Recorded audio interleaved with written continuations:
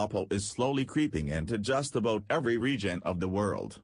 Whether in China or India, the company has become synonymous with the rapidly expanding Asian phone market. This isn't a company that makes flagships though, that S1 Plus job, it makes affordable mid-range devices for everyone. But what happens when the line between a high-end and budget device begins to blur? That's what OPPO is trying to accomplish with the new R15 range. This is the OPPO R15 and R15 Pro hands-on. Generally, we judge a smartphone's worth by the age of its SoC. Does it have the newest Snapdragon? Flagship. Latest Exynos? Flagship. Last year's Snapdragon? LG.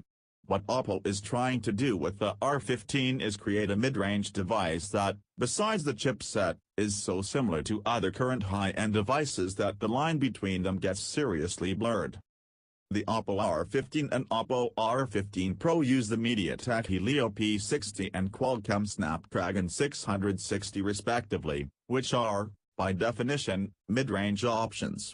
If you take the brains out of the equation, the 128 GB of storage and 6 GB of RAM will likely throw you for a loop. The number crunching SoCs don't run at the highest clock speeds, but you will be able to store your entire media library on this thing, with optional expandable storage, and jump between apps faster than you can blink.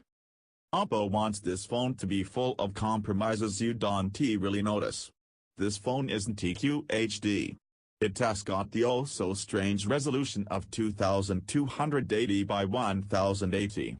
But it has an OLED panel. Do you see what I mean? The OLED screen overshadows its relatively low resolution.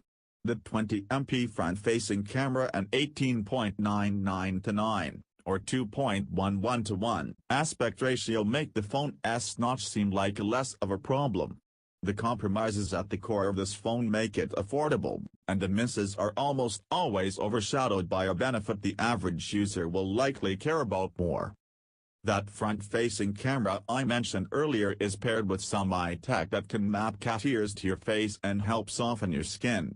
It has a gimmick and will probably get old after 1 or 2 photos, but it is still fun. OPPO can brand the features whatever it wants as long as they map accurately to my face, which they do. The rear cameras, I say this casually as dual cameras are normal now, are high quality too. The standard model carries resolutions of 16MP and 5MP, and the Pro variant sports 16 and 20MP shooters. The resulting images looked good, though a bit washed out, during our hands-on time with the devices. OPPO also showed us the phones in an extremely well-lit and photogenic room, so we'll have to take this thing out into the real world to test it in a more realistic environment.